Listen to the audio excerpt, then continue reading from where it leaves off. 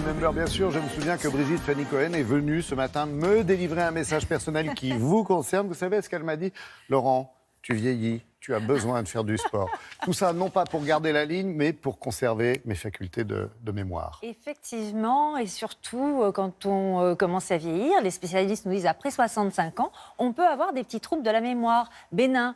On ne sait plus ses clés, son téléphone portable, on cherche un mot qu'on a sur la langue et qu'on ne retrouve plus. Surtout quand on en a conscience, ce n'est pas grave. Ce n'est pas la maladie d'Alzheimer qui arrive. Non, D'ailleurs, c'est juste un petit peu la vieillesse. Bon. Les malades d'Alzheimer, souvent, ne se rendent pas compte qu'ils ont des troubles de leur mémoire. Ce sont leurs proches qui s'en rendent compte pour eux. Et donc, les neurologues nous disent, voilà, c'est normal d'avoir ces petits troubles bénins, s'ils ne sont pas quotidiens, bien sûr, c'est normal.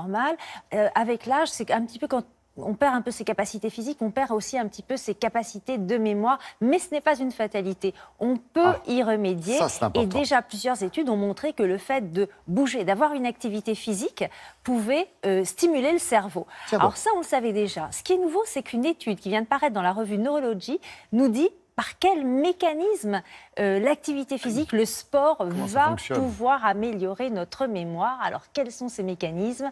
On regarde.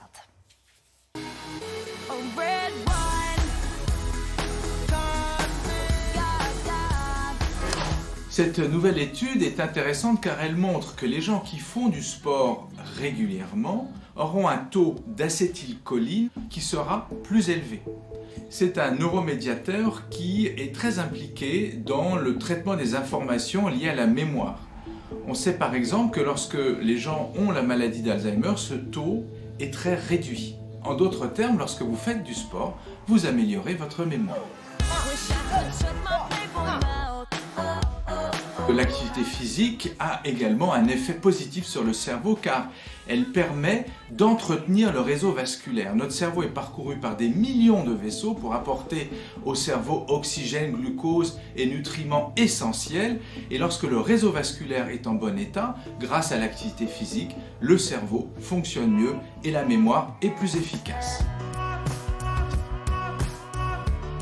Nous savons depuis peu que dans notre cerveau se trouvent des cellules souches. Or, l'activité physique, ça a été prouvé par les études, favorise le maintien de ces cellules souches dans le cerveau et en particulier dans les hippocampes et améliore leur efficacité pour se reproduire. En d'autres termes, si vous faites du sport, ces cellules souches vont permettre de remplacer les neurones défectueux et d'améliorer la mémoire. Il y a d'autres mécanismes. Nous savons que notre mémoire est fortement influencée par notre morale. Or, faire du sport améliore le moral car il permet de synthétiser des endorphines qui font qu'on se sent mieux et puis également, il donne une meilleure estime de soi. Donc, si vous avez un meilleur moral, votre mémoire fonctionnera mieux.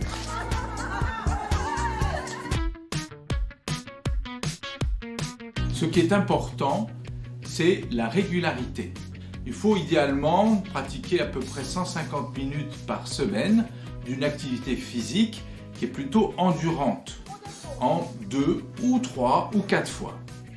On recommande par exemple la marche rapide, le cyclisme ou la natation. Ce qui est important, c'est que cette activité s'inscrive dans une dimension plaisir. Dites-moi, même Sandavina, elle a la patate, Véronique. Hein? Ah, vous avez reconnu Véronique Devillèle, qui donne des cours de sport. Alors, d'où ça vient ces 150 minutes, rapidement? Alors, ça ne vient pas de nulle part. C'est l'Académie américaine de neurologie qui recommande, de façon très scientifique, au vu de toutes les dernières études, qui recommande ces 150 minutes d'activité physique, de sport hebdomadaire à partir de 65 ans pour stimuler sa mémoire, donc 2h30 de sport. Et si en plus on ajoute une activité intellectuelle, eh bien on va 2 fois mieux protéger son cerveau des troubles de la mémoire. Donc activité intellectuelle, ce que vous voulez, apprendre une langue étrangère, jouer aux échecs, au bridge. Voilà, donc il faut inscrire 2 activités physiques et intellectuelles à son agenda, surtout après 65 ans. Double bonus, merci Brigitte Fanny.